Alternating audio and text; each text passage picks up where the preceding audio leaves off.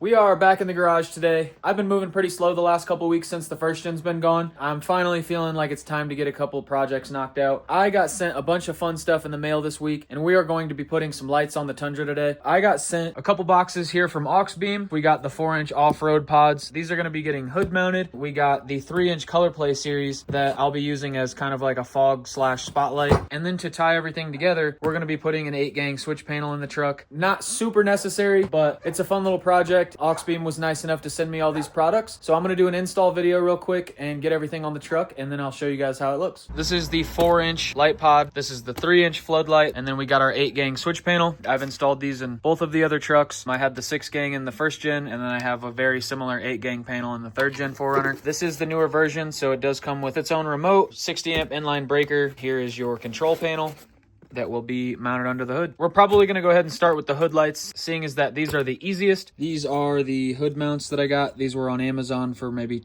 20 bucks or something. We're going to go ahead and start with the brackets, and then we will get the pod lights mounted up and then find a place for this guy to live under the hood.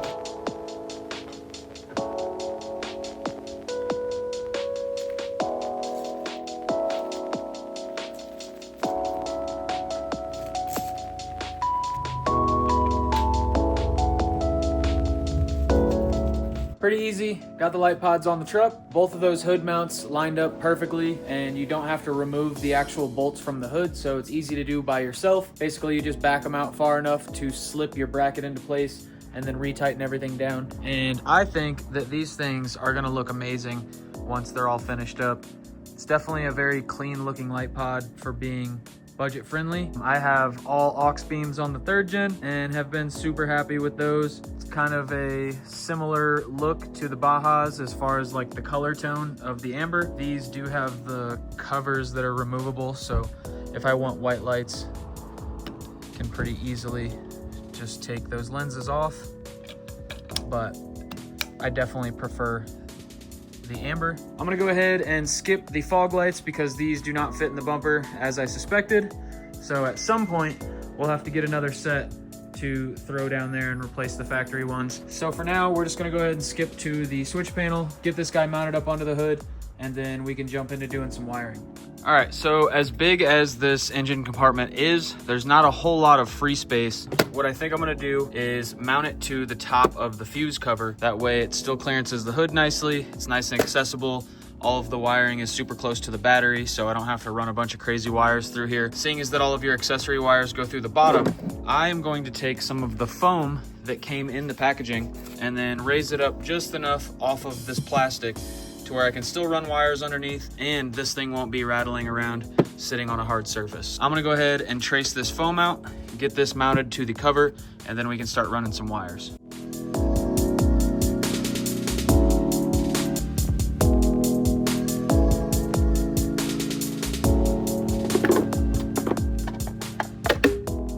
Before we start wiring the actual control panel in or the switch panel in, I just wanted to show you guys all of the wiring and everything that comes with this kit. It looks a little bit more complicated than it really is. You have your power wires that go from your control box directly to your battery, the 60 amp breaker in line. You have this little jumper fuse kit. This wire will run from your control box and spliced into one of these jumper wires, and then you'll find a fuse to replace with this jumper wire. This is going to be your ACC power, meaning when you turn the key over and you get power to all of your accessories, it will also power your switch panel. This is just the loomed wire that runs from your control box to your control panel. And then this guy is actually an antenna to give you better signal to your remote control. So if you wanted to control any of your accessories when you're outside of the truck camping or anything like that, this antenna would help you get a little bit better connection from this remote to your control panel. I'm gonna wire all this in and then I'll show you how it looks.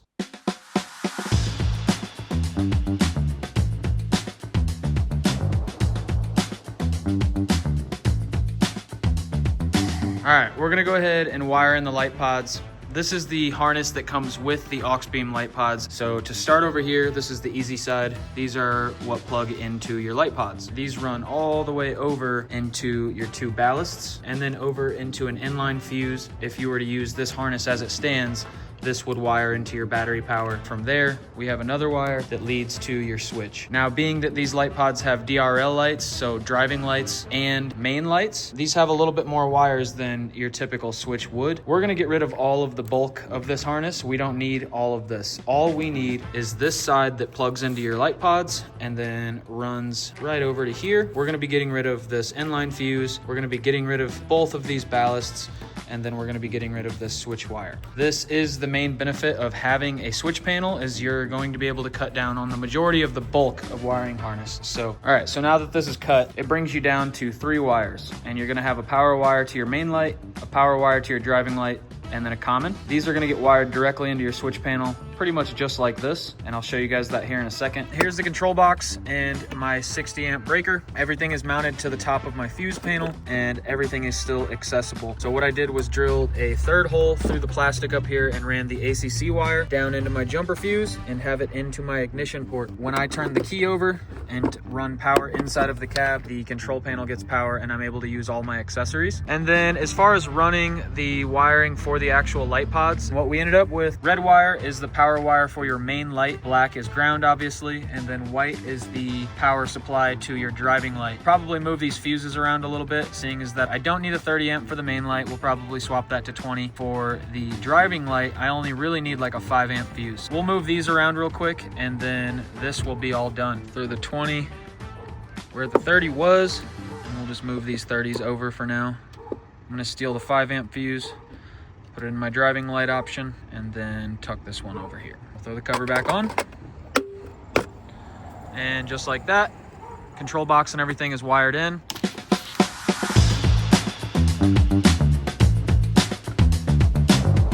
We're gonna go ahead and take this thing over to a parking lot here when it gets a little bit darker, and I'll show you guys the lights. When I brought the Tundra home, there really wasn't a whole lot to complain about except for the bed. This thing was clearly used as a work truck, so today we're gonna try to bring it back to life. I'm extremely excited to be working with LazFit. They make a ton of really great products for trucks and SUVs, and the first thing that we're going to be installing is this 5.5 foot bed liner. I've had trucks in the past with bed liners, and I can say off first impression, I've definitely never had one that is this high quality.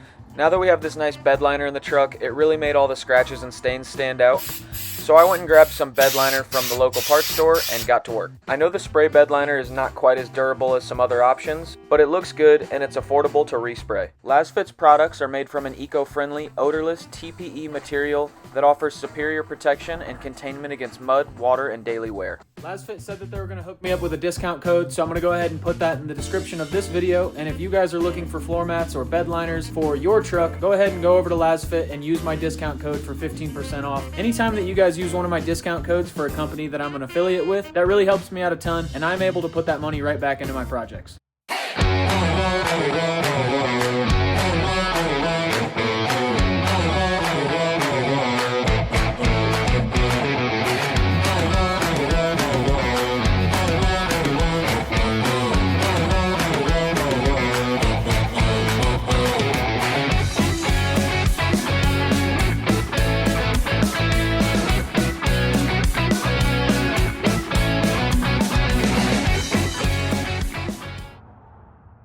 I am going to be using the additional light pods that I wasn't able to use on the Tundra on the 3rd Gen 4Runner, and I didn't really talk about those all that much earlier in the video, but this additional light pod that I got is the ColorPlay series, so it's a little bit different than the pods that are on the truck at the moment. The ones that are on the 3rd Gen 4Runner are just the standard like light pod amber option, so when you turn the power on, it's just an amber light pod and that's it. The difference between those and the ColorPlay series is these have an additional wiring setting, so you can basically wire these into driving lights or you can wire them into being turn signals, and that's what we're going to be doing on the 3rd Gen 4Runner. I'm going to go ahead, get these light pods swapped out, and then I'll show you guys how I wire them in to be turn signals.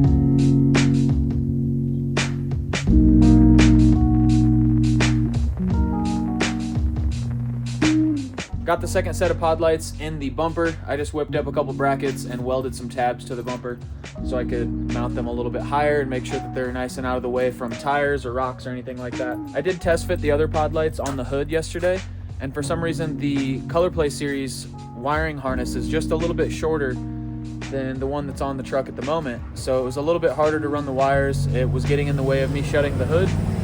We might end up swapping the ones on the hood for the new ColorPlay series. We might leave them as they are, but for the time being, I have the ColorPlay series down on the bumper. We're gonna go ahead and get these wired into the turn signals and into the switch panel, and we'll turn them on and see how they look.